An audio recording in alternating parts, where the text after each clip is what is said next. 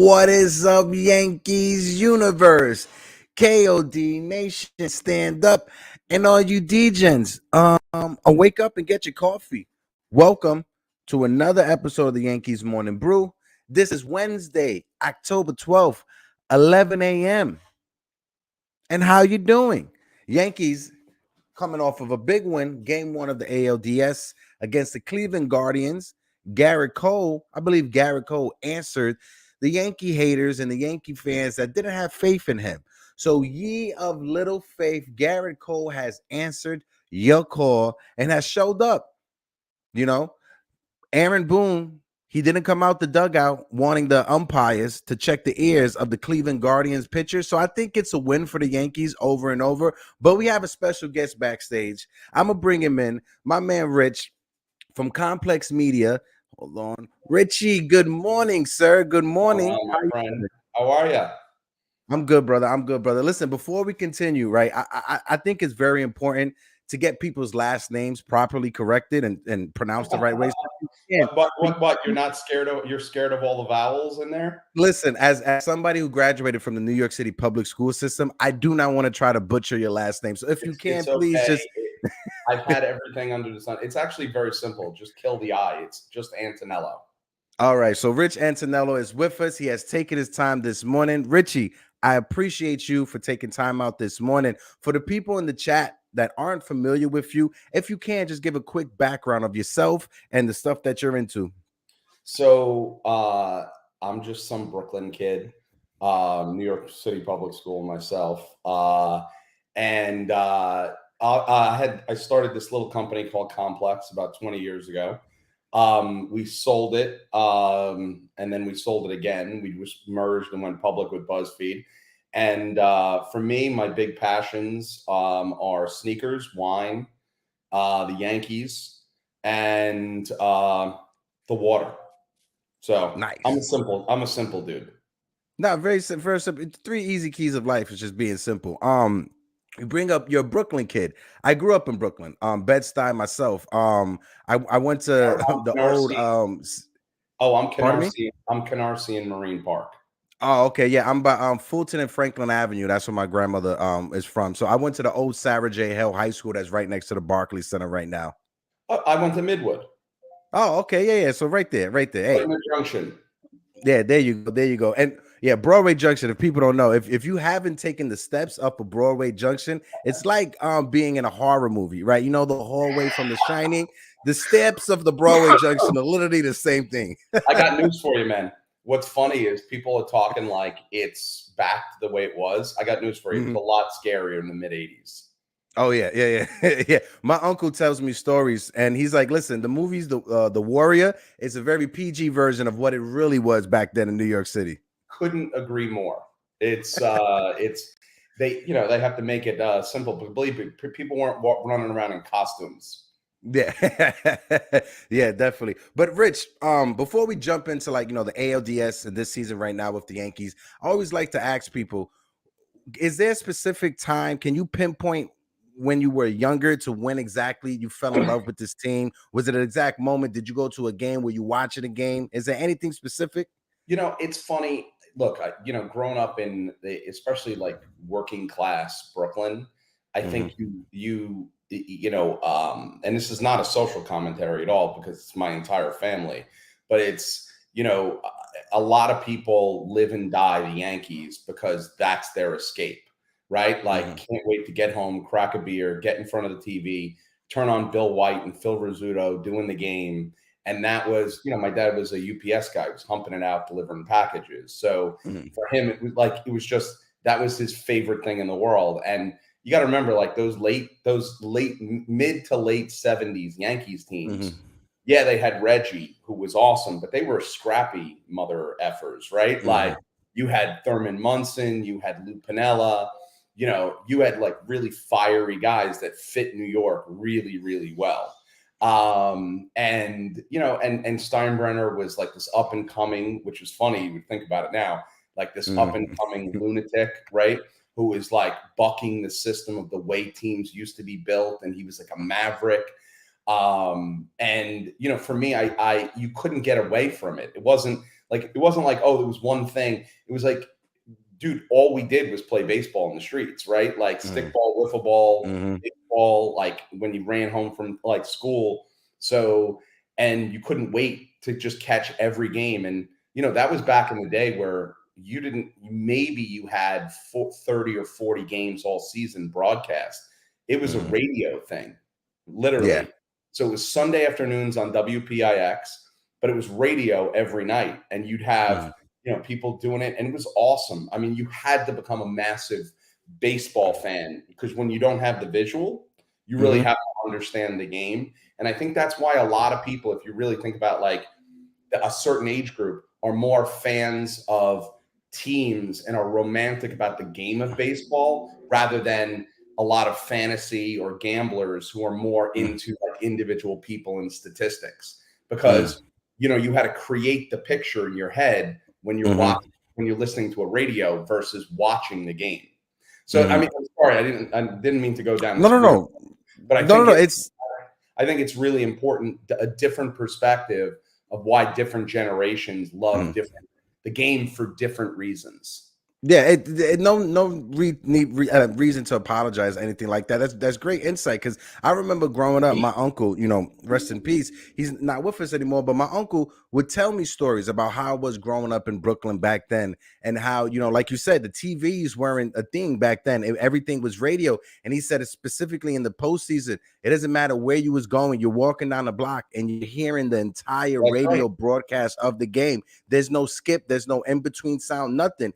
Everybody was playing, and everybody was outside huddled in front of the radios like they were a TV, like they were looking at a TV. And a lot of, like Phil Rizzuto, he played a big part of it. My uncle said Phil Rizzuto was able to paint a picture with the words coming out of the radio, And kids nowadays, 2022 technology is so crazy. It's hard to even imagine living in a life without GPS, let alone not having a TV to watch a baseball game. That's right. And it's just, and look, I will tell you, you also, it was a different game back then too, in that it was not as, I mean, it's probably a good segue into kind of not just the ALDS, but the rest of the playoffs. The game was different, right? You didn't have anywhere near as many home runs. You didn't have by the way, if a player struck out over 100 times in a season, like that was like unheard of. So it was a different game back then too. It was a lot of like moving runners around. You had players who you played different roles. It wasn't just like an all or nothing type of thing. And, look, I'm not hearkening back and saying that was a better game. It was just a different game, right? And what's interesting, what I'm watching now, for a season where like offense was pretty much feeble all year, like I've sent out a tweet yesterday. I think the MLB changed the baseballs. I really do. Like, oh yeah, 100%. Like you went from everybody hitting 200 and very few players hit over 30 home runs this year. Very few, both leagues. To, by the way, everyone other than like you, Darvish, and Joe Musgrove have gotten lit up. Like, I mean, Verlander got his ass handed to him yesterday. Yeah. I mean, are you kidding? The guy had a 1.74 ERA or something like that. So to me, I think, and Scherzer and DeGrom, everybody got touched up, right? Mhm. And Cole could have given up more runs. Like he really battened down and locked down, like unlike I've seen him do in a long time. Rather than implode, he really focused and killed it. Really nice to see. But I think the baseballs are different. Like you look at the Houston game, you look at the last Seattle-Toronto game, that 10-9 game. Mhm. San Diego lit up the Mets. I mean, they scored a shit ton of runs, a lot of home runs, jerks, and Profar. Like, we're not talking like power hitters, right? Yeah. I think they've changed the game. They want this to be a very exciting postseason with a lot of offense. Ultimately, it'll always be won by pitching and defense, but I think you're going to see a very different postseason than we've seen in the past. Yeah, that's a great point and great way to segue to the ALDS. But when you look at the postseason, the landscape of it, right? You made a great point because there have been a lot of pitchers who have been lit up this postseason that during the regular season they were aces. You know, granted, Garrett Cole, like you said, he could have given up a lot more runs, but Garrett Cole decided to fall back to his secondary pitches and not his fastball. When you look at the pitchers that got lit up, like Matt Scherzer, he got lit up on his fastball, right? Yeah. Justin Verlander, he got lit up on his fastball. Everybody got lit up on their fastball, not right. their off-speed pitch, right? So when you look at the home run that Garrett Cole gave up, that was a fastball. The double was off a fastball. He recognized that. And he literally went to the off-speed, breaking secondary pitches. Not to jump in there, but what's funny is I don't understand. Garrett Cole, what did he give up? 32 home runs this year? Like it was. He gave up like 30. He gave up like 37, something like that. It was crazy. It was crazy. But my point is 99 times out of 100 with him, he's not afraid to challenge. Now, granted, I probably wouldn't be afraid to challenge if I could throw 99 on the black. but and I get doing it sometimes more in the regular season, but he in too many big moments has always just think I'm going to blow this guy away. And what's amazing is he's like, all right, maybe instead of bashing his head against the wall and just continuing to do the same thing, we're going to get a different result. He was like, fuck it.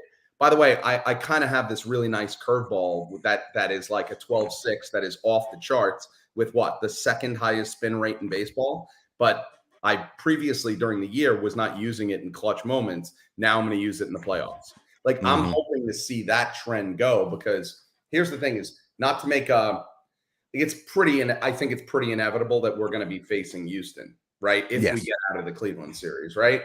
And you look at it like Cleveland's a great matchup for Garrett Cole, if you really think about it, because they're not power hitters. They're more slap hitters.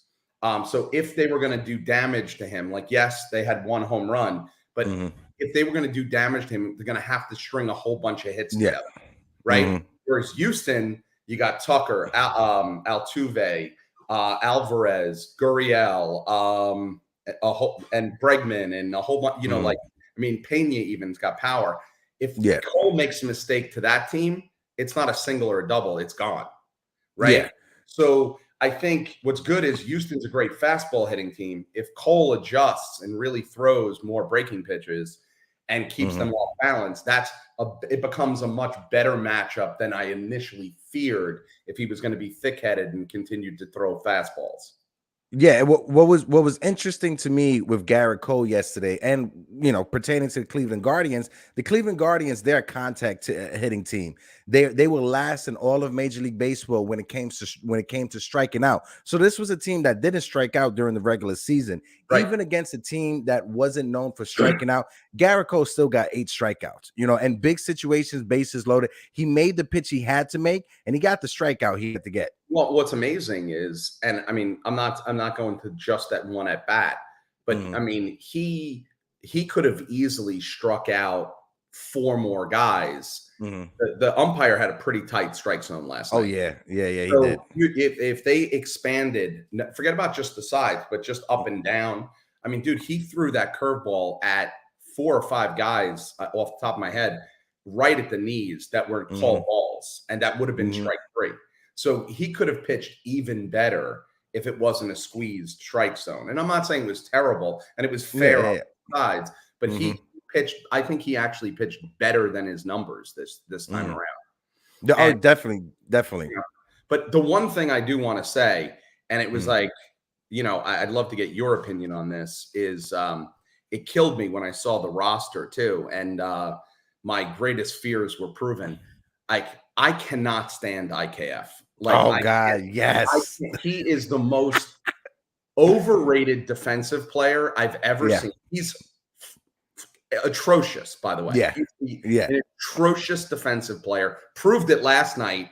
I mean, I know they weren't errors, but what did he make? 3 or 4 atrocious plays last night. You just cannot have that, by the way. You cannot afford to not make ground balls. 95% of the time should be outs. Period. End of story. He was terrible. And I mean, if you're going to be that pathetic at the bat, you have to be stellar defensively. The fact that he is starting on this team, this is why Boone sucks. Like, Boone is an idiot. Like, he really is an idiot. I love that take because it's been one of the hot button issues for the past 2 weeks. Not just my channels, but other channels as well. I want to give a shout out to Pete Simonetti from NY News because we had this conversation on the show, and he said it. He's like, his biggest fear is that IKF in the first game, in the first inning, has an error to start the game off, and that's exactly what happened in today's game. And the conversation that Aaron Boone, or the defense that Aaron Boone loves to use, is he's a better shortstop than Gleyber Torres was last year, statistically or whatever, looking at the numbers. But that the bar's on the ground when you do that comparison. Like, you could put we could go to Coney Island, right, in a pair of Timberland boots, and we would be a better shortstop than Gleyber Torres was last year. So that's not saying much, right? So it was very annoying, and it was my fear. I couldn't agree with you more. There is no excuse for a team with a payroll like this to have. And look, it was a good experiment. It was a good idea. You have Peraza coming up. You had Volpe coming. This is like a stopgap. I get it. He was supposed to be better defensively than like the advertisement was way better than the reality, right? And when he got here, like, to me, it's not just that he doesn't have great hands. And first of all, his arm is super erratic. But seemingly, to your point and to the guy you were talking about referencing before, he doesn't just make mistakes. He makes them at the worst times possible. Yes. I mean, he's the least clutch player I have ever seen. It's amazing. I mean, and I don't understand. There's no defense, and I love the fact that, it's like Boone's defense it's better than Gleyber Torres. Well, when you have, I'd actually rather see friggin' Cabrera at short than IKF. Forget about, like, I'm not saying, like, let's have the argument of Peraza versus IKF on the roster, which I actually would have gone with. I love the youth. I love the energy. Peraza is no joke. Like, that guy is for real. He's a gamer. And so is Cabrera. So you put those two guys, not to make it comp, but I don't think there's any team in baseball, even though they haven't won that many championships, but I don't think there's any team in baseball that does a better job of bringing up really energetic youth that is ready for prime time than the Braves. And, like, those guys perform. And the Yankees, it's not that we don't know, because the Yankees never let those guys perform, or we never get to find out, because it's like, whether it was 95 where you shelved Jeter. Jeter wasn't on the Yankees Seattle wild card series that year. Like, I don't understand why. He was up in September. Like, it wasn't exactly a stellar team, like, talent-wise. That 95 roster was not amazing. Jeter would have been a hell of a player to be on there. Maybe not start every game, but at least be in there. Like, you could start him as a tough righty who slaps the ball around against, who was Seattle's best starter that year? Randy Johnson, lefty. This is why I don't get, rosters are more important than people give it credit, because what it does is it changes then the game management. Like, granted, we have the luck of having Boone, who's horrible at both. He's terrible about planning and then terrible in game. So it's just, he is the hands down the most frustrating person. He makes Girardi look like a good in-game manager. I share your frustrations, Rich. I definitely do 100%. Because when I looked at the roster, I was on the show yesterday when it broke, and we went over it live on air. But when I was looking at the roster, and I noticed that Peraza didn't make it, but at the same time, Aaron Hicks made it, right? And Oh. and I know being down on Aaron Hicks, it's like beating on the dead drum right now, or being on a horse that's like in the past or passed away. But do you remember that night in September when Derek Jeter went to the stadium? It was Derek Jeter night at the stadium. They celebrated his Hall of Fame. I was there for that night, right? I was able to get one of these plaques. I showed up early. I made sure I showed up early at 3:00. I was there. Now I'm gonna ask you, Rich, as somebody who is in the business world, right? As somebody who probably knows preparation is probably one of the biggest parts of success in life. I'm gonna ask you, if you were Aaron Hicks, right? And you knew that game was important, a series against the Tampa Bay Rays. Everything is being moved up an hour to accommodate Derek Jeter, the celebrations and everything like that. I'm going to ask you, what time would Rich have showed up to the stadium to get ready for that game? It's probably 10:30. 10:30. Aaron Hicks showed up at 3:45. He was dropped off outside of the media entrance at 3:45, 4:00 out of a SU. He was probably coming from the golfing from Long Island, from golfing. Look, this is a perfect case example, not to make another comp, right? The Braves go sign Spencer Strider, 6 years, $75 million. Yankees, we have a chance. We're looking at a guy, by the way, hurt all the time, mediocre defensively, lost his arm after the elbow surgery. Let's give him 7 years, $70 million. Fantastic. That's Cashman versus the Atlanta Braves GM, right there in a microcosm. And here's, not to go further, but to your point, forget about the fact that he's not a contact hitter, so he's atrocious. Yeah, he's a switch hitter, but he just sucks equally from both sides. So I don't understand how you choose to put someone who you cannot fundamentally count on, to your point earlier about, like, this is not a leader. He is not somebody who I want up in a big situation, who's not going to put in the work, who's not going to, like, dude, I understand, like, everything that has happened, like, you got to watch the film yourself, not receive reports to be ready for, like, an at-bat against the key reliever who's come, like, who you haven't seen before. And he's not putting in the work. There's no way he is. The fact that guy is on the roster makes no sense to me whatsoever. None. And then, but here's the other thing that doesn't make any sense is you have LeCastro and Hicks. You're going to tell me that one of those guys, like, look, make Cabrera, like, don't use him in the infield, just use him in the outfield exclusively. He's shown he's got a killer arm. He's adjusted very well. Put Peraza in, you have an extra infielder, especially with DJ not making the roster. Which, to me, that's the bigger story. Like, I'm sorry, that's a big, really scary bat missing from someone who's going to, I'm not saying he had the greatest season, and I know his toe is banged up, but dude, I want that guy up there to, like, stretch pitchers. Like, he's not going to have any easy outs. You know what I mean? And I don't, like, to me, that's the thing. Everybody's talking about the Chapman thing or Peraza or this or that. DJ not making this roster, to me, is the biggest scary thing. Like, that's huge. Yeah. Like, when it comes to DJ LeMahieu, right, it hurts not having him in the lineup because of what he brings. Like you said, if you were to go to a casting agency, right, and ask somebody, we're looking for somebody to represent the Yankees, they'll probably print out DJ LeMahieu and Aaron Judge to be those type of guys. But when it comes to DJ LeMahieu, I was kind of worried of him.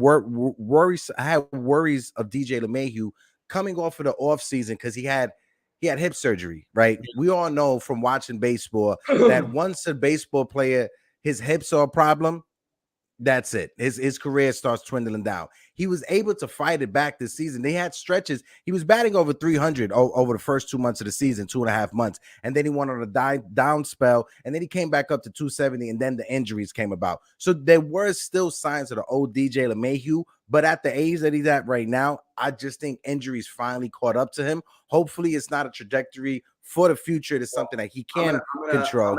I'm going to add one thing to that I think is really important. A hip injury is not just any injury. And this guy who goes the other way a lot, so he's staying back. And then that means the torque has to be very fast.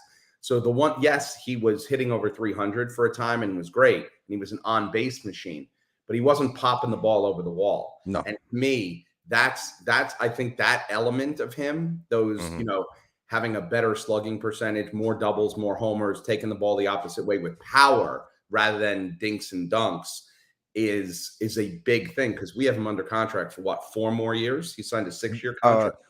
No. It was a 5-year contract, so we got him on the contract for 3 more years. Okay, so 3 more years, but 3 more years of a guy who might only pop you 7 or 8 homers a year.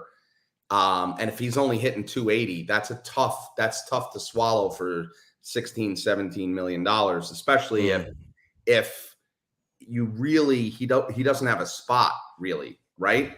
So if you think about it, you have Rizzo next year for first, Torres at second, hopefully a combination of Peraza or Volpe at short. You got to obviously start literally like platooning. Donaldson is not an everyday bat anymore. Nah, he's not. He's not. You got to put him in a situational thing. Although I will say this, his glove is shown to be much better than I thought. I was just about to say, what was your thought on the play that he made in the 3rd inning going over to the left? That was a phenomenal play. Awesome play. He's done it all year.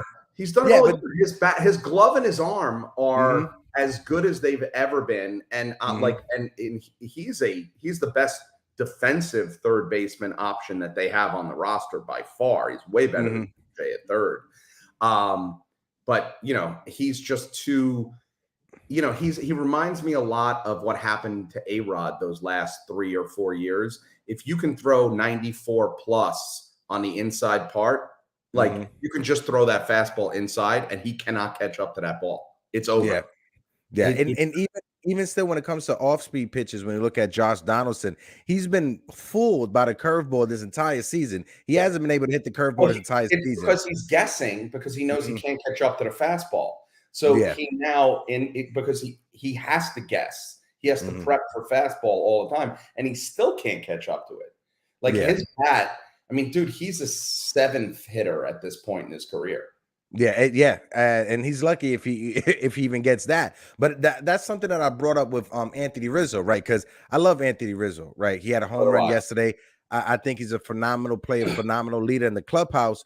But if we're being realistic, Anthony Rizzo is not a 3-hole hitter, right? He's not a 3. He's not your traditional 3-hole hitter. I would agree but next year we have him for 1 more year on contract, right? 2-year contract. I'm gonna. There's one thing that not everybody's thinking about, dude. When they change the shift rules next year, you just added 35 to 40%, 40 batting points to his batting average next year. I'm hoping that comes out. I think Rizzo. I think you can. Here's the thing. Even at him hitting 215, 220, before that, all those changes take place. Here's the thing is, even with that batting average, he feels like he hits better, because you know what? Anytime it matters, he's producing. He's either moving guy, he's not striking out, he's not leaving men on, he's making an impact. So, I think combination, I like the fact that rule change takes effect. I'm not saying he has to hit 2 or 3 next year. But I think he's going to have a much better year, much more productive year in a surprising way next year. And I like the fact that they didn't give a guy who was a little older a long-term contract. We can see, and then we'll have choices, right? So Rizzo is the least of our problems. Oh yeah. He definitely is. But when you look at, and you bring up a great point, the analytics and the numbers show that Anthony Rizzo will benefit the most out of removing the shift. He's the player in Major League Baseball that, like you said, add an extra 30 to 40 points to his batting average next year. Easily for Anthony Rizzo. Both of them. Yeah, that's how the stat. It was Rizzo and then it was Schrober as 1 and 2. Who's going to benefit the most from removing the shift? And when you look at the other moves and the rule changes for Major League Baseball next year, I want to get your thoughts on it. What's your thoughts on them making the bases a little bit bigger and adding that pitch clock, almost like a shot clock, but like in baseball, like basketball? What do you think about having that pinch clock? So the bases are interesting. Not to go back to the beginning of our conversation when I was talking about a different baseball game, but I miss guys like D. Gordon and Willie McGee and some of those Cardinals teams, and a lot of the Royals teams from like the early '80s and stuff like that. Those guys were not power hitters; they had speed. You're going to bring the speed element back into the game, which is really good, and I love that. But to me, I think the pitch clock is really important for two reasons, and not just I want to see the game move faster in general, which will make it more exciting. But we've seen a lot of gamesmanship already. If you look at what the Padres did to Bassett's a fast worker, right? Yeah. And they were stepping out left and right. And you know who else does that? Like, they can't do anything straight up. Houston is just pathetic. They always have to find an annoying cheat. But they did it last night to the Mariners, to Logan. They would step out. Kyle Tucker, literally, the guy takes 30 seconds in between each at bat. Like, get in the box, dude. Like, and I love the fact that it's gonna force. I think it takes away a really shitty and unfair break. And I think it's gonna make the game faster, but I think what's better is it's going to make for more even. Instead of people have gotten to the point where they've used batters, like I'm going to take time, like, it's not always when the pitcher is taking a longer time to choose the shaking off the catcher or whatever. Yeah. I think I'm excited to see batters not collect themselves and use it as a tool to disrupt the pitcher. To me, I think that's going to be a big point for next year. Yeah, especially when you look at it, you're only allowed to throw over twice per batter, right? So that's a big part of it too. Huge. Yeah. I mean, you're going to see, well, you know what you're going to see? You're going to see a lot less throws in general, because you can't get to the point. Like, if you throw over twice in an at-bat, then the minute a pitcher breaks, you can just run. So, I mean, technically, you're really going to get one throw over, and that's really it. Otherwise, you've set yourself up to give the advantage to disadvantage. Put yourself behind the 8-ball. Right, exactly. So I think you're going to see that, like, that speeds up the game, but it also is going to encourage even more. Like, I want to see the stolen base come back. I really do. Like, I think it's a fun part of the game. Like, I mean, you remember, well, you probably don't, but like, Ricky was unbelievable. Ricky Henderson was unbelievable. Like, you watch, in 1985, and I'm a humongous Don Mattingly fan, right?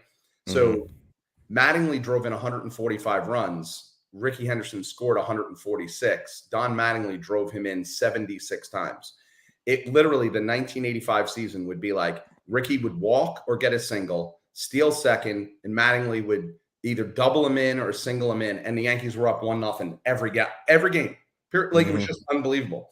And that was a lot. You were running downhill the whole time, and it was a lot of fun to watch.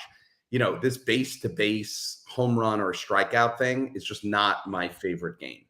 Yeah, growing up, one of my favorite players growing up was Juan Pierre, right? Juan Pierre, he had a phenomenal career. Juan Pierre, if you guys didn't know, Juan Pierre, and 12 of his major league seasons that he played, he stole more bases than he struck out. So that's a throwback MLB player when you talk about Juan Pierre. Just the stat of the stolen base. He was a disruptor, like, of the game. And like, that's the whole thing. Like, that I want to see more of I like that, like the chess game, right? Like, I want to see the managers. Like, it was the one thing, like, I hated seeing the National League accept the DH personally. Like, I know it's going to extend careers, and it let Pujols go to the Cardinals and all that. Yeah. But, and I'm not saying there isn't upsides, but I loved, like, the double switches and really thinking about, like, optimizing your team and, the bunt and other things like that. Like, that ability, especially if you're going to continue with the guy on second in extra inning games. The fact that 95% of major league players have no idea how to bunt them over to third with one out. It's ridiculous. It blows my mind. Like, it's unacceptable. Like, it is unacceptable.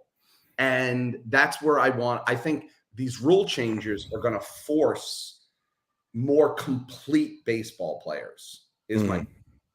No, yeah, and you see the an extra inning in the playoffs. That rule is not applied in the playoffs because we saw it in Cleveland versus the Cleveland Guardians and Tampa Bay Rays. That rule wasn't applied, and I think next year with these new rule changes that are being implemented, I think they're going to get rid of the runner on second base for extra innings starting next year as well. But Are they? it's going, Is that, yeah, with I the didn't know new that. rule change, yeah.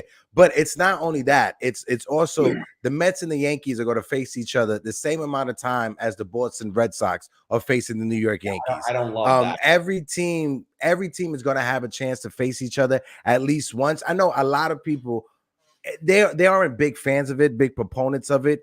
But when you look at it from a marketing perspective, it's kind of the right move to make because there's kids in Colorado that will never get a chance to see Aaron Judge play for the Yankees on TV. So I think that's awesome. Hold on, it's not just marketing. Technically, what it does is reward.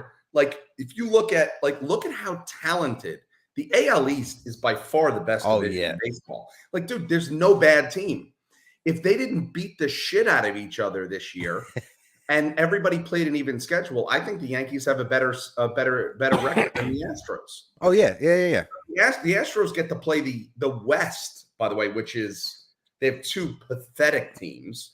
So you take that and readjust and play an even schedule. Like it's not just the marketing and it's not just the visibility, which is great. I like that, but it actually does even out like the scheduling. It just, for me, it's tough.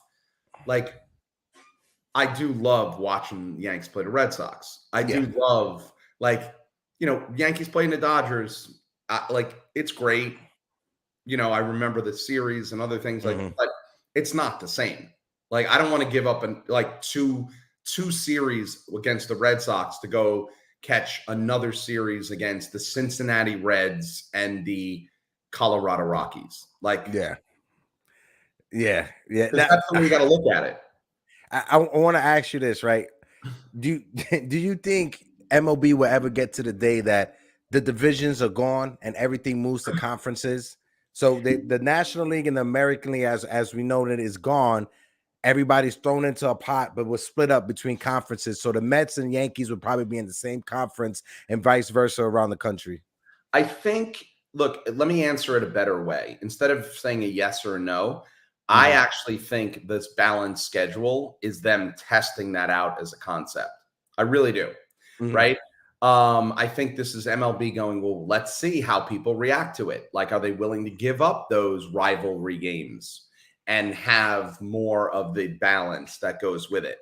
And so I think they're testing it out. I think that's this balanced schedule is part of is hearkening, it's foreshadowing to what might happen. That said, if you go talk to real fans and ask them, are you ready to give up? If you talk to Cardinals fans, are you ready to give up a Chicago series? Are you if you're a Met fan, are you ready to give up a Braves series? Although the answer would probably be yes right now. I had to get that in there to dig on the Met. That's okay. But to me, I think I will tell you this, not to go back to last year, you got to remember the Giants beat the Dodgers last year in that division. The Dodgers won 106 games and came in second. So, it fixes things like that for teams that were unbelievable and kind of got fucked. Yeah. The Dodgers had to go play a wild card game. Are you kidding me? Are you kidding me? I'm sorry. So there's an argument on both sides of this, right? But to me, I'd rather preserve the rivalries than adjust for the fairness of the games. That's just I get it. Myself, I'm somebody that I'll probably be like a kid stomping and screaming out of the toy store if they try to get rid of the American League and National League. I'm not too big on that idea. Honestly, I kind of hate it. But you brought up Don Mattingly, right? And with, I brought up Derek Jeter when he was at the stadium. He had that little cryptic message for Yankee fans when he was like, you guys want to cheer soon. Trust me, a little cryptic. And then also yesterday, I'm not sure if anybody peeped it, but go check on his Instagram and on his Twitter account, because he put out another cryptic message of him in a cab driving on the FDR, and he's saying October baseball is the best time or the best feeling. Derek Jeter's leaving these little cryptic messages for us Yankee fans. But I want to ask you, Don Mattingly, he's stepping down as the manager of the Marlins. Is there, I shouldn't say is there. Okay, how about this? You seen the movie Celtic Pride? When the two Celtic fans kidnapped the player from the Utah Jazz? All right, so Rich, how about this? Me and you, we kidnapped Aaron Boone to force the Yankees to hire Don Mattingly. What do you think about that? Look, I'm not joking. You cannot find a bigger Don Mattingly fan than me. You can't. Now that means, but I am a Don Mattingly, the player fan. Mm-hmm. I want to be very sober. I like him as a manager, but I don't love him as a manager. To be honest, I can't believe I'm going to say this, but I would have liked to have seen, and I know it didn't end well over there, but instead of signing Boone last year to what did we sign? 5-year contract? I just blows my mind. We could have just let him walk. Mm-hmm. And Buck was available. I would have liked to have seen. I would have liked to have seen Showalter managing the Yankees this year, personally. Mm-hmm. And not just because it's anyone but Boone, but by the way, it really is anyone but Boone for me. Like anyone. I just think he's horrible. There's not one thing. And you want to talk about, there's just so many problems with him. But I actually don't. I think it would be harder for me because I love him so much, but I don't think he's a great manager. I think he's a great motivator of young teams, right? Like Mattingly. But when you see him, if you watch, and unfortunately, just because I'm such a fan, I watched a lot of Marlins games for it. And you watch him when he was managing the Dodgers. Mm-hmm. He doesn't really understand the pitching staffs. He doesn't optimize bullpens. In a modern game like this, he's actually not set up to be a great manager. And you have no idea how hard that is for me to say, because I love that guy like nobody's business. But I would rather see somebody who really understands how to squeeze more out of talent. And again, I'm not like a Kevin Cash type of guy, who's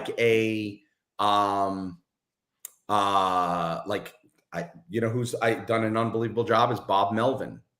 Yes, he's understanding what he has. If you really look at and I think he's a much older dude, but if you look at what Snedeker's done with the Braves, being able to kind of take guys who are very inexperienced, get them very talented, but very inexperienced, and get them comfortable on the biggest stages and really mix and match pitching staffs. I mean, I don't know how many teams could lose their star like Acuna and be able to mix and match outfielders and Frankenstein shit that ends up becoming like the driver of your team.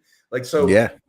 But I think there's a point there. It's not, I want to see someone who understands how to optimize players today. They can be younger or older. It's not an analytics thing, but they also have to be lockstep with the general manager.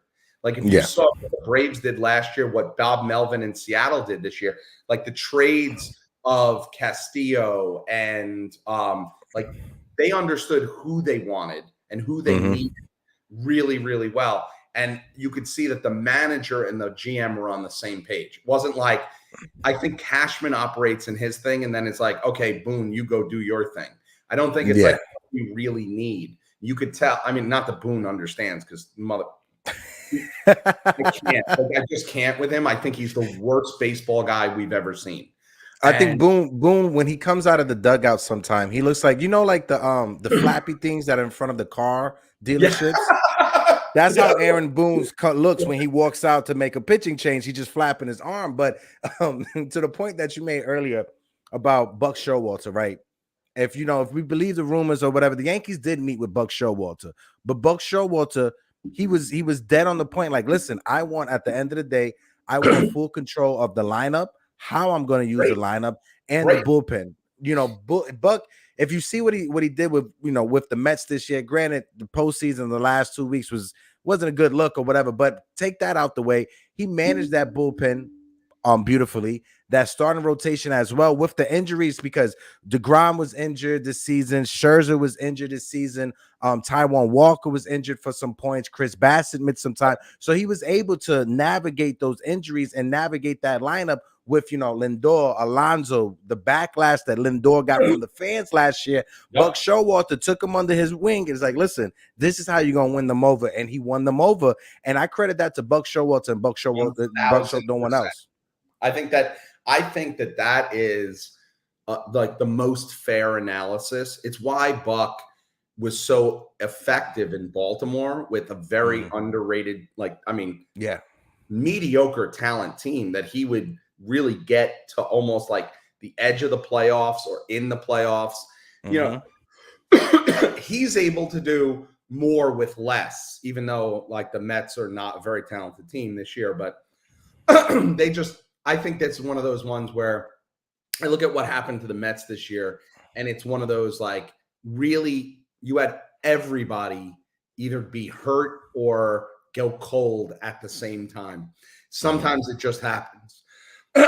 Sometimes it just happens. But I think your assessment of Showalter is a great case of understanding the modern day game and every aspect, because Lindor, you could concentrate on his data points and his swing and all those, but no, it was more of getting his head right and him being a true leader on the team. And I think there's very few managers who would have been able to pull that off, not just with Lindor, but with New York as a backdrop. And I agree with you. I think that's one of the biggest things he did. He knew he had to. And I think he had a big influence on the GM going out and getting guys like Marte, who's just a baseball player. Like Sterling Marte is a baseball player. Like that guy, that's the big one. I think he doesn't get hurt. Like he doesn't break his finger, like that finger. It's a different series with the Padres. I don't think the Mets are playing a wild card game. Yeah. Oh yeah, even that as well. Yeah. I think they beat the Cubs. Like I don't think Sterling Marte, that difference in that order makes like him. He's the inflection point in the Mets lineup. And I like McNeil, I like Nimmo, I love Alonso, and I love Lindor. But it's like that one extra guy just makes everybody else better, and he just makes that team go. And superior defensively, can steal a key bag when you need it. He's a baseball player, and I think him getting hurt going down was way bigger than anybody wants to talk about. And when you look at it, right, and I get it, this is a Yankee channel, but we got to talk about the Mets also, because one thing I always tell people is that it doesn't get better in New York City when both teams are doing good. When both teams are doing good, it's beautiful. My mom's a Met fan. My mom still hasn't called me back since this weekend passed or whatever, but I love her to death. But the feeling and the vibes in the city is just so much better. When you look at the golden age of baseball, is when the Dodgers, the Giants, and the Yankees were all in the World Series every year. That was a golden age of baseball. Hopefully the Mets can continue this success, because we see they have little spurts, then they fall off. But I think Steve Cohen is basically what George Steinbrenner was back in the days right now in 2022. Because when you look at it, that's an unbelievable comp, by the way. He came in as a Maverick. They literally put a rule into the players. So like the union, they literally put a rule, a Steve Cohen tax rule. You can't pass this certain amount of threshold. They did that for Steve Cohen because that's how scared they are of him. Well, I mean, not to pull that string, but Mets have a real problem. You have DeGrom opting out. You have Bassett, who's a free agent. You have Carrasco, who's a free agent. You have their entire staff, other than Scherzer, is not signed. You have everybody's a year older on the defense, and you have Nimmo and McNeil are both free agents as well, right? So just to field the same team next year, it's going to cost you $90 to $100 million more than you spent this year. I mean, like, they're going to have to make choices. Now, the good thing is they have that Alvarez kid coming up, the catcher. Oh, yeah. So maybe they can flip McCann or something like that, eat some of the salary. And then they have Beatty coming back, Beatty, like that third baseman coming back. Yeah. So maybe they can flip Escobar as well. But I mean, they're the most challenged team, even though we have the Judge problem, right? Yeah. Like, we have the Judge lingering problem.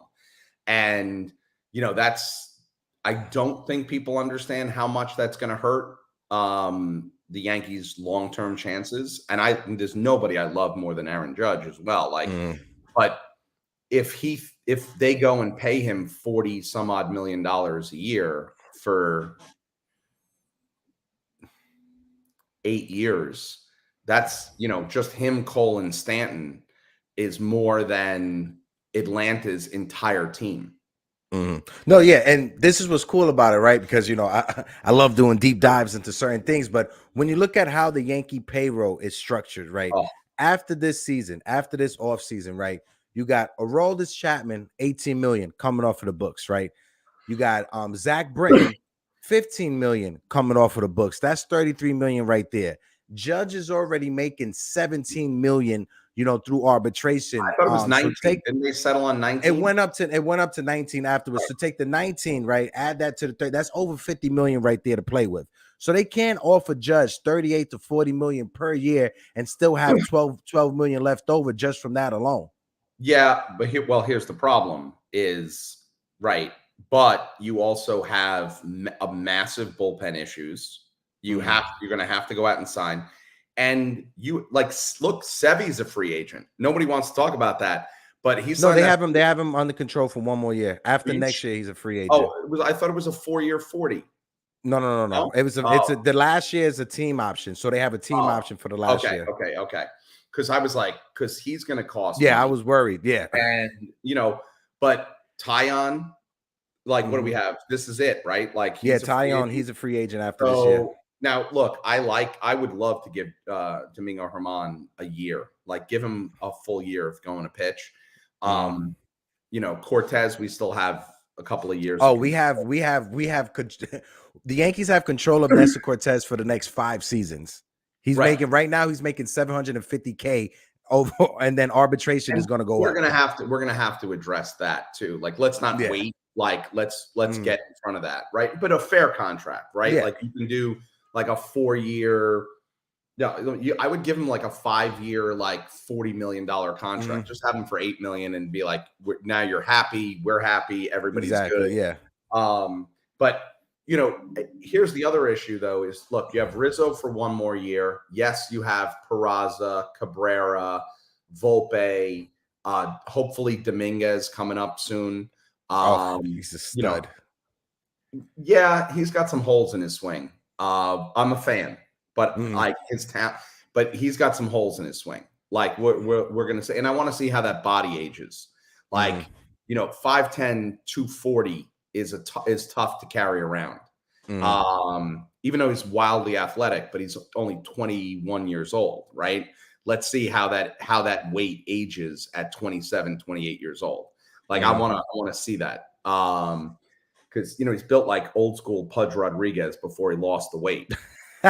Literally, he looks like he's not. He's not. I seen him. I went down to Tampa this year, and I seen him play for the Tampa Bay Tarpons up close, and his swing, the potential's there. It's just him putting it all together. The potential, it's there. Yeah, I mean, he's raw, right? He's still raw. But I mean, there's nothing he can't do. I just, you know, like that. He's either going to be a home run or a strikeout.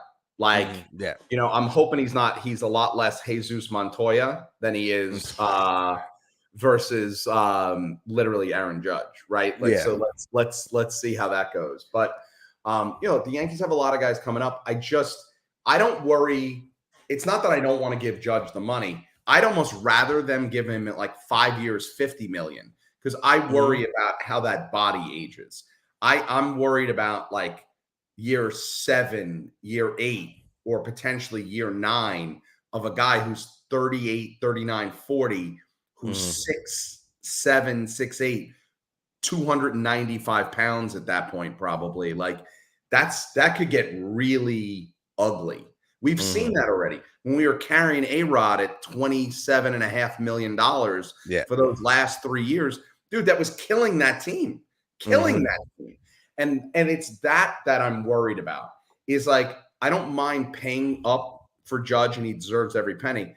I'd almost rather it be shorter, give him all the money, and then be like, look, let's do another contract the way we did that Jeter's second one, where it was like he wasn't top dollar, but it wasn't bottom dollar either. But it enabled the Yankees to do other things. Remember that second contract?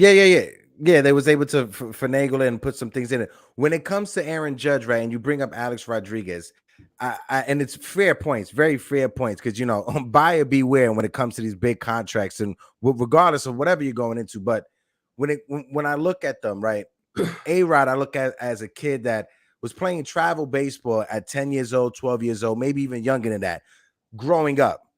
Aaron Judge, what benefits Aaron Judge is he didn't start his athletic career until he was 16, 17 years old. So he doesn't have the 10 years of wear and tear that A-Rod had at the same age of 16, 17 years old, right? College as well. He literally did the 4 years of college. So he wasn't in the minors doing the, you know, going from Oakland or going from some backwater towns in Utah, Montana. He wasn't doing none of that. You know, he got the 4 years in college. He went to the minors. And so I think when you look at Aaron Judge, his body may be able to fight through it, but at the same time, you have to be worried about it because the injuries just pop up like that. The most is what's the first thing that goes, and there's nobody, you know, maybe other than Bonds, but that's steroids, and we can get into a different conversation. But like, you know, the first thing that goes is that is your fast twitch, right? And as a batter, the bigger you are, the harder it is to keep your, it's, you know, same thing with a pitcher, right? Like it's a big advantage to be bigger, but once your mechanics go, like it's a big problem. You saw CC had to change his delivery later and until he changed it, then it was good. But like, because big dude, I worry like Judge loses just from age, not because of the size, but it gets exacerbated by his size. Irrespective of the fact that he doesn't have the same amount of wear and tear, it's just age for me. People's hands, your hand-eye coordination, there's no one at 38 where it's the same as 31. No one. Absolutely. Yeah. And you exacerbate that as a 6'7", nearly 300-pound guy, dude, that could get really ugly really fast. That's all I'm saying. Like that. Now, look, he keeps himself in unbelievable condition. He's a ridiculous athlete. Like, he's not just some big dude who's strong.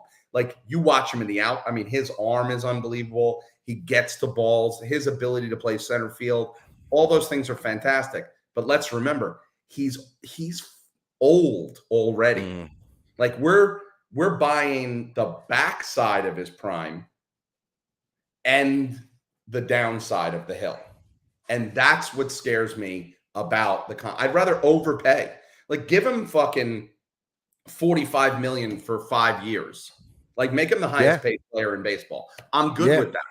I'm good with then throw in extra incentives per year. For every year that you win an MVP, here's an extra $5 million. For every year you're the World Series MVP, here's an extra $5 million. Make $50 million. I got no problems with that. You cannot give this guy $45 million a year or $40 million plus ages 37, 38, 39.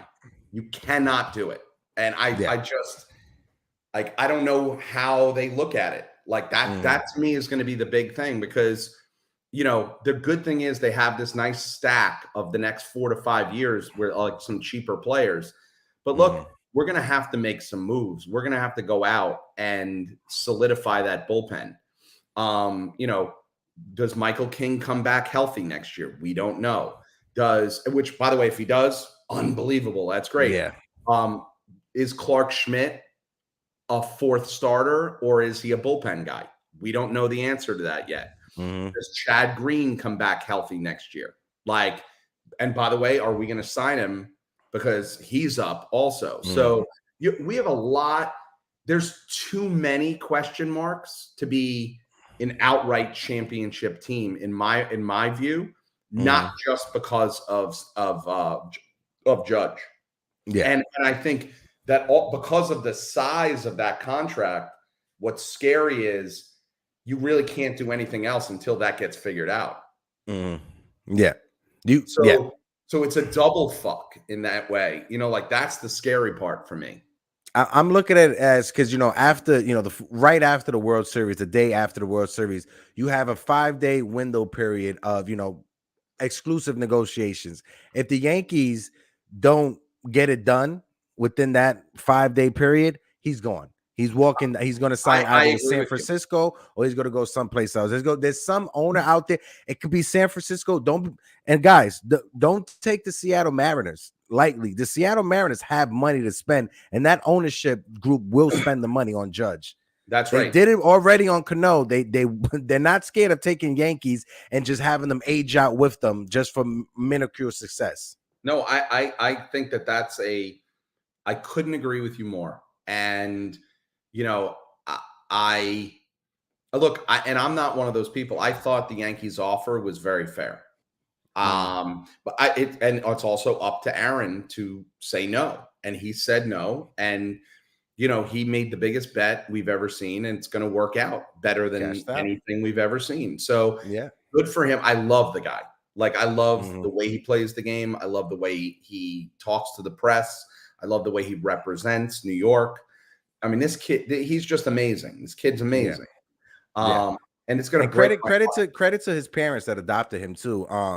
He comes from very humble beginnings. He comes from a good household. So credit to his family. No, it's going to break my heart. I think, somebody asked me the other day, like, what are the odds? I think we only have a 1 out of 3 chance of getting him, to be honest with you. I really do. I really do. I want to ask you, right, because, we don't personally know Aaron Judge. We can only go off of what we see from him in interviews and just, after games and stuff like that. But from the person that Aaron Judge seems to be, right, from what he seems to be, I think he truly wants to re-sign with the Yankees. I think in his heart he wants to stay here with the Yankees, but I think it's his agent that's telling him, listen, let's see what we could get out there. Let's just go and just check the waters, because he just seems as that type of dude that loves this history, knows what it means to be a Yankee, knows what it means to break Roger Maris's home run record and have that record. So I think he understands the historic side of it. What's your thoughts on that, Rich? I agree with everything you just said, except I think that was true going up until the end of last year on a contract basis. I think this is why I also think Cashman needs to be set on fire. I think all that was true. No. I'm like, and you tell me. I'm going to tell you something. I'm going to lay out a scenario right now where it all changed. Where it all changed is, I think everything would have held true and it would have been fine, even with all of this playing out. But when Judge and his camp and the Yankees and their camp agreed to not negotiate publicly, and then the Yankees leaked the contract to make him look bad, that to me was the fucking death knell. That's where I went from 99% we're going to sign him, even if we don't sign him before the year, to 33 right there. And I'm going to tell you, he's not going to forget that. To me that shows the level of junior mismanagement. Cashman he's an idiot. Like, honestly, he is a moron.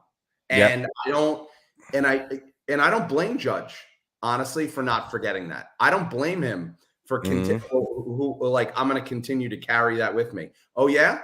You want to leak that? Now I can't trust you at all. So you know what? We're not going to have any fair. We're going to I'm going to negotiate, and I'm going to negotiate with you the same way I'm going to negotiate with everybody else. Yeah. And I think you also have the one thing we've proven: Hank doesn't know what the hell he's doing. I mean, he is absentee. And How? in that Hank he has, lets yeah. Cashman be, I don't know, for some reason I think he thinks he's Wonderkin, like he's this fucking genius. And I like how he has been out GM'd by 90% of the GMs every year for the last 10 to 12 years. And the Yankees still think of him as like, you know, the late 90s architect, which, by the way, it was Gene Michael. Anyway. Yeah, he inherited that. Yeah. It wasn't even that. Oh, that midget. I can't stand him. Like, I cannot stand Brian Cashman. I cannot stand Oh, my him. God. That's Like, hilarious. That's hilarious. Drives me crazy, by the way. Like, I've never seen someone who's gotten more lucky with timing than him. Yeah. And but when you look at his signings, right, post 2000, you know, after the Subway Series, when you look at his signings, his free agency history was horrible. You know, even with Gary Sheffield, I love Gary Sheffield. He had 2 solid years with us, but you cannot tell me that Gary Sheffield was a smarter investment than a future Hall of Famer and Vladimir Guerrero. You cannot tell me that that's a better investment. Look, hold on, I got a better one for you. Is right there. You want to talk about a pivot point where it was that why they had to pay up for Sabathia and Teixeira and AJ, right? They had to do that. They had to do that. Why? They could have built a dynasty rather than bought one championship if they let A-Rod walk after he opted out in 2007. That you want to talk about a gigantic pivot point. He did you a favor. He did you a favor. You let a guy who was like clubhouse poison, let him walk, get out, go sign somewhere else. And don't get me wrong, I know the run he had in 09. I don't think we win without his bat against Minnesota and all, but it's a different team, is my point, in 08, 09, 10 and all. But I think the Yankees build a dynasty or have the ability to potentially do that if they let him walk rather than re-signing him, setting that precedent, and making that choice of overpaying for a stat-oriented superstar than a clutch New York Yankee by nature.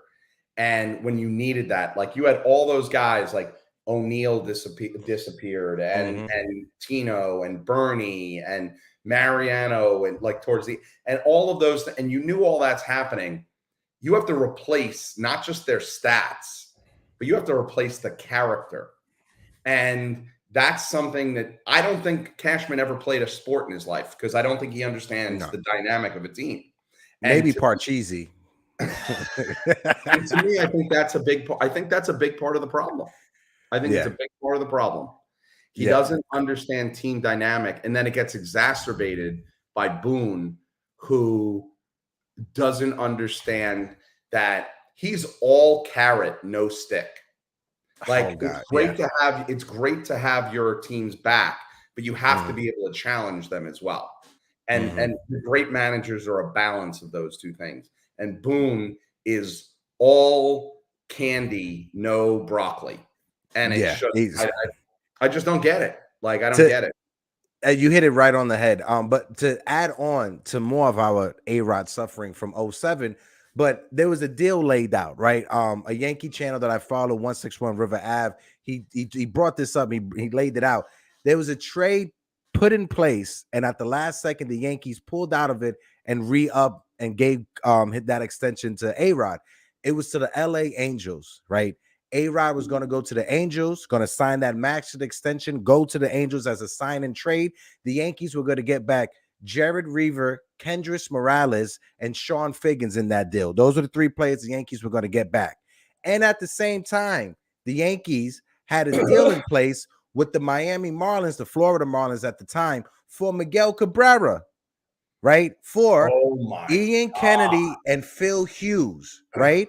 Ian Kennedy, Phil Hughes, and Austin Jackson. Those were the pieces that were going to go to Miami for Miguel Cabrera. We could have had Miguel Cabrera, let A-Rod walk away, have an ace in Jared Reaver, and be set for next 5 years because Kendrys Morales was an emerging first baseman that he probably would have never broke his leg with the Yankees like he did with the Angels. So if there's a universe, there's an alternate timeline where that happens, and I think, Rich, me and you are really happy.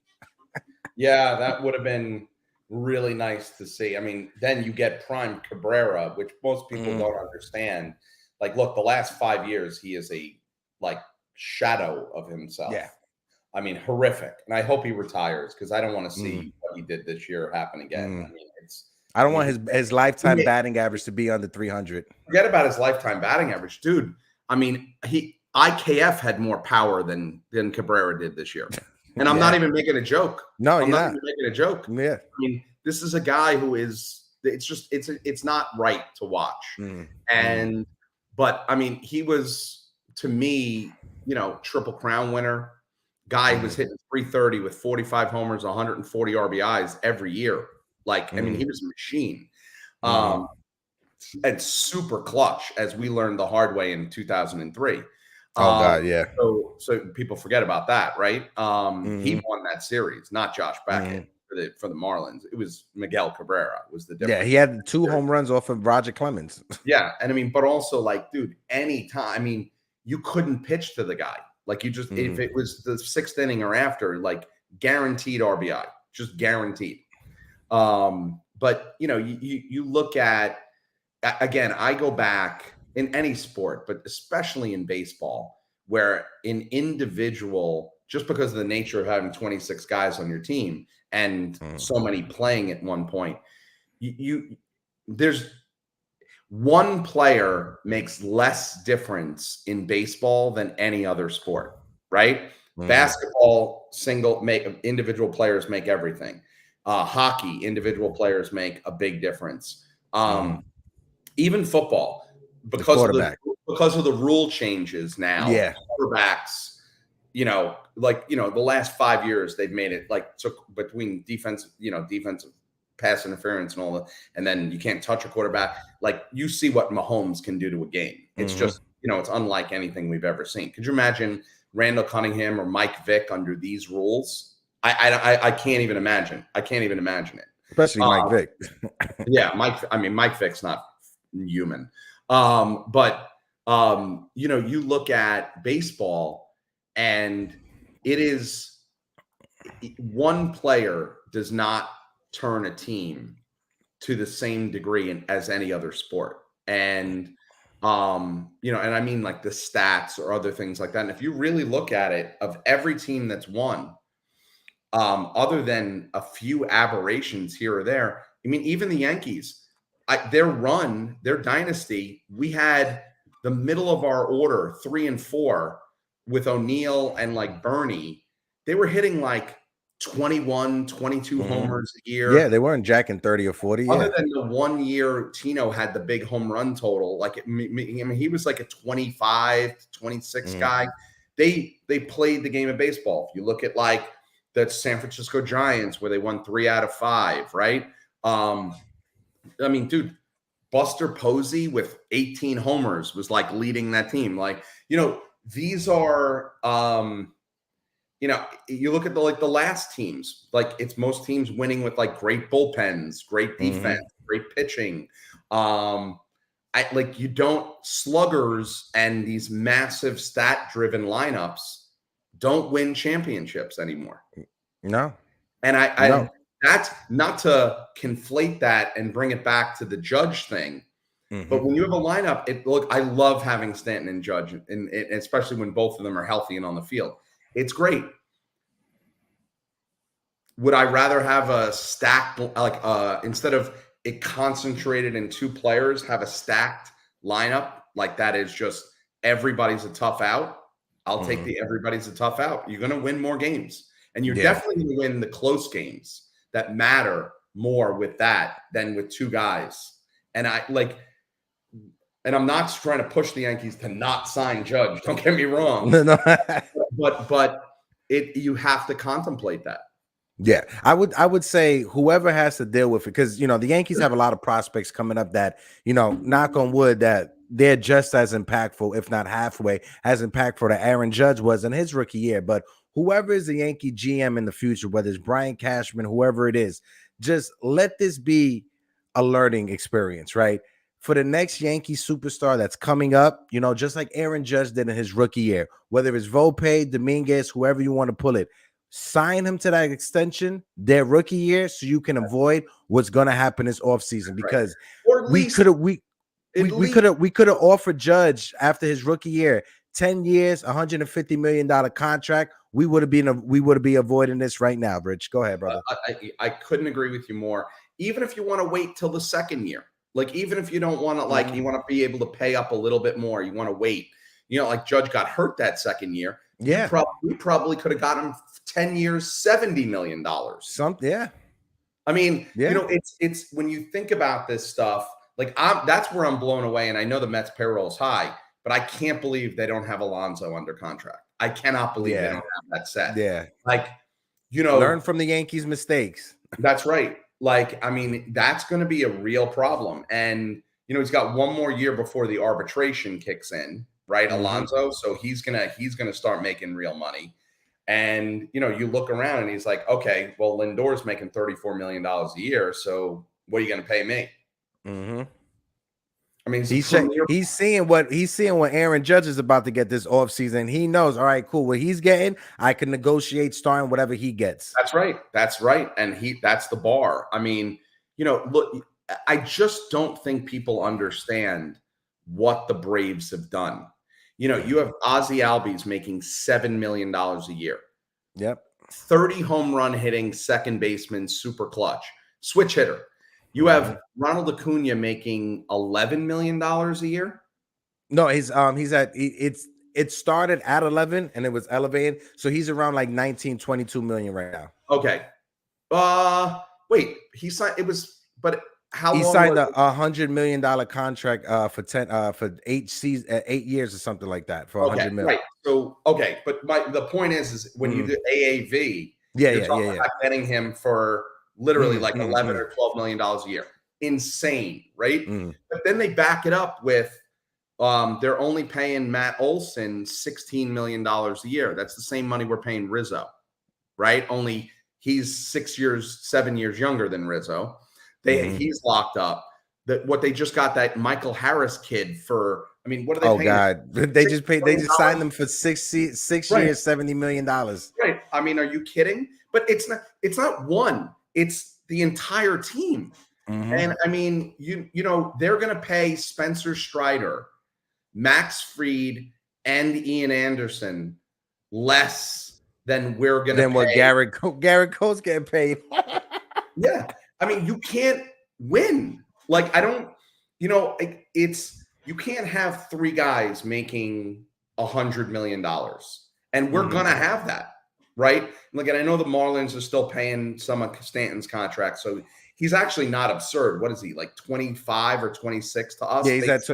Yeah, he's 20 for 25 to us. Yeah. To the Yankees. So, I mean, for that guy, that's not the worst. Also, if you let him play left field 100 games a year, I think you're going to get a lot better value out of him personally. That's I think, big mistake. Let him play. And if he gets hurt, he gets hurt. He gets hurt. He gets hurt when he's DHing. So let him play the fucking field and let's see how it goes. I mean, it's just this is Boone and he needs to be beaten to death. So it's just it's the thing in front of the car shop. I'm telling you, it's a little floaty thing in front of the car shop. I don't understand how. And also, if you look at his stats, when he plays in the field, he's a better hitter than when he's DH, which is I don't understand what more you need to see. But and he wants to. But you look at the Yankees have a real problem. They just do.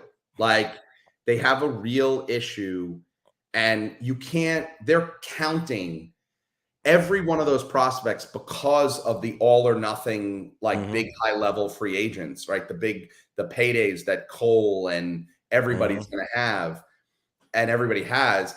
Those guys, every single one of those not only has to work, but now we can't afford to sign those guys to longer contracts because they're already paying them so much. So they have to ride out 5 or 6 years with Volpe and everybody. And then you're not going to be able to have all of them forever. You're going to have to pick one on a long-term basis. So they're not just screwing themselves for the next 2 years. They're setting themselves up for a continuation of this if they're going to worry about payroll tax. Yeah. And I don't understand why that's not more of the conversation. Yeah, with what the Yankees make off of revenue from the stadium alone, they don't even let us know the numbers that they get from the TV deals, the streaming deals. They don't let us know what that is. And you know what? 600 million alone off of stadiums. They're the number one global franchise for merchandise. Merchandise. The Yankees could pay a ludicrous payroll tax every year and be fine. And be definitely fine. Yep.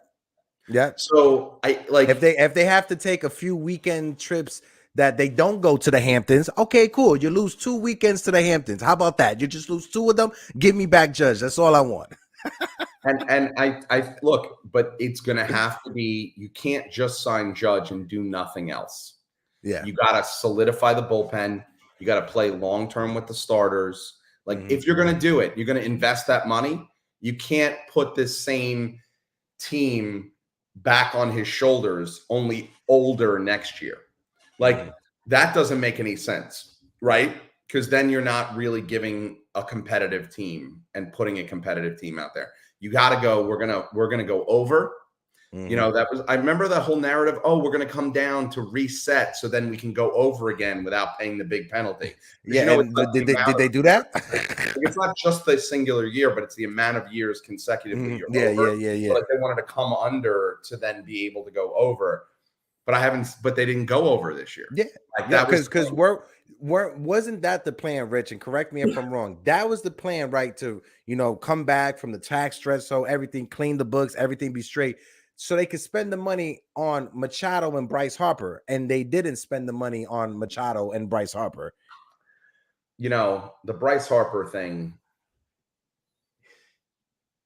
signing Harper would have been a very interesting thing. Lefty, still super young. He took a very low AAV. I know it was a big number in total, but it was 13 years, 360. So he's basically almost $13 million a year less than Trout, I think. Oh, right? No, he's definitely making less than Trout. He signed 13 for 330. Mike Trout. So what is that? I mean, like that's Stanton type of money. Yes, Trout signed 12-year, 426 mil. Right. Harper signed 13, 330.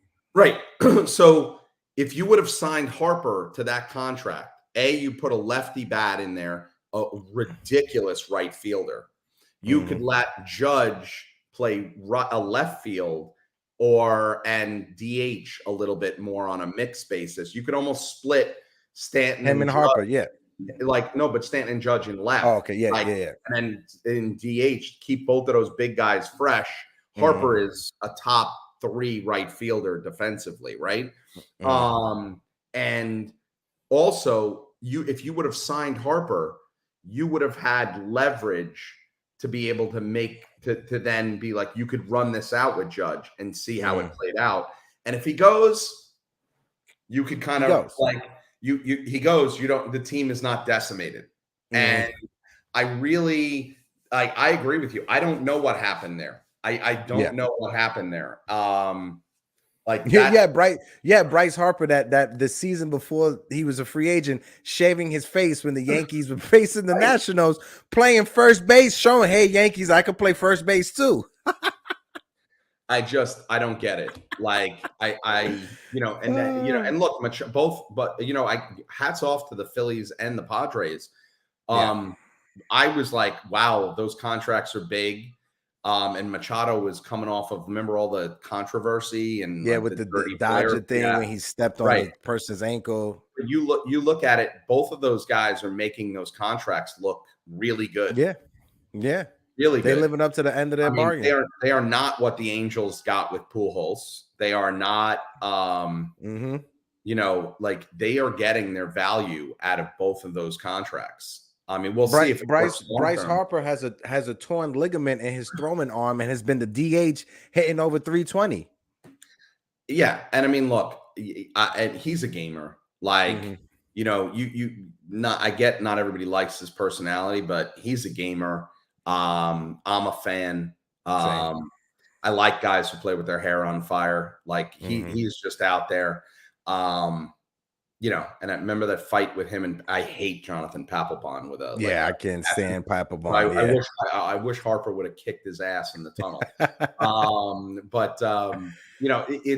It's that I like that, and the Yankees could use some of that fire and that type of attitude as well, and that swagger. And I love Judge, but Judge is not a swagger guy. Like he's not. No.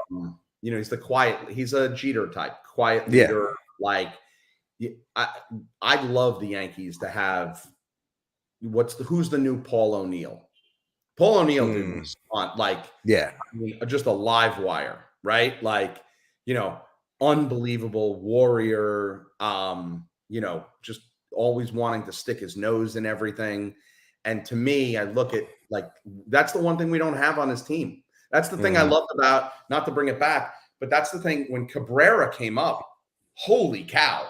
Like, dude, this kid's like, where do you want me to play? Yep. What do you need me to do? I'm going to go house people for a living. That kid is tough at bats. Like, that's a lot of fun.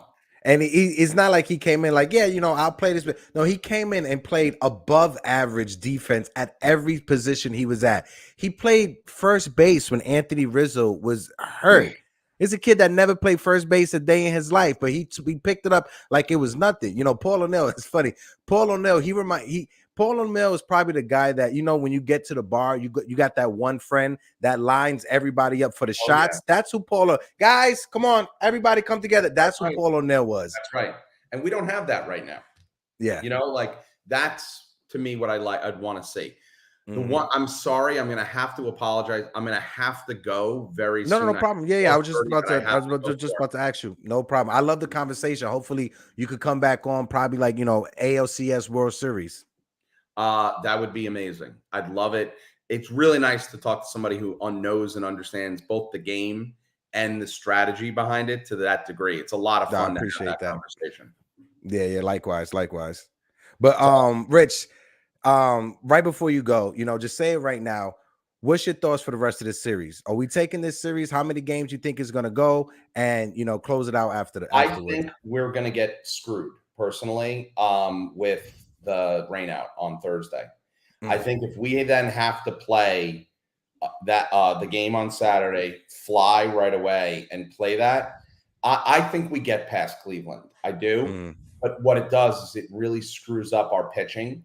And if the Astros sweep Seattle and get to line up the pitching again, and we're coming in being delayed where we're a day behind with no rest, I don't like that going in. My hope was that I thought Toronto was going to beat Seattle, and Toronto plays Houston really well because it's a good matchup. Like if Toronto could have at least given Houston a 5-game run and we were able to sweep Cleveland, we would be going in super healthy. That's what I worry about. And I just don't. And I say this as a diehard bleeding pinstripes Yankee fan. We don't match up well against Houston. Now, I think the greatest thing in the world is that we don't have Chapman on the roster to give up a home run to anybody, which is great. But my biggest fear is we just don't match up well against that pitching. Everybody on that staff, starter and reliever, is 99 to 102. They pitch inside. Their bats up and down. They're righty lefties. Alvarez and Tucker are sick. Altuve is always clutch. Bregman can get hot.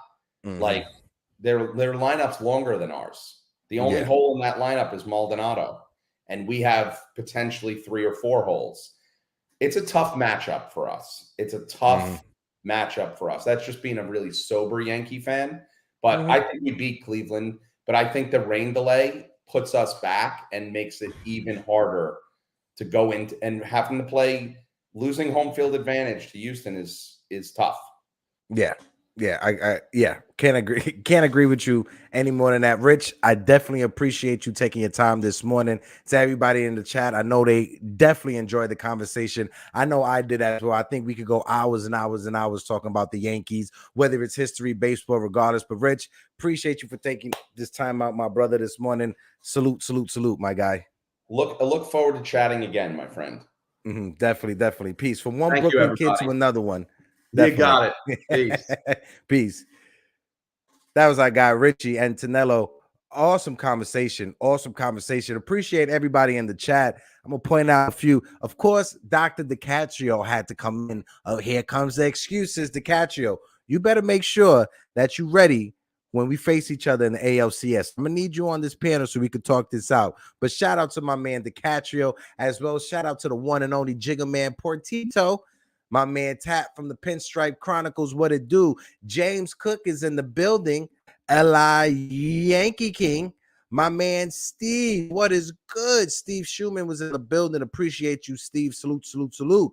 As well, Eric Wallace, one of the best Seattle Mariner fans that I know. Metaverse King is in the building. What it do, my guy? I think this is Sir Pizza. Is it Sir Pizza? Yes, it is. It's Mr. Sir Pizza.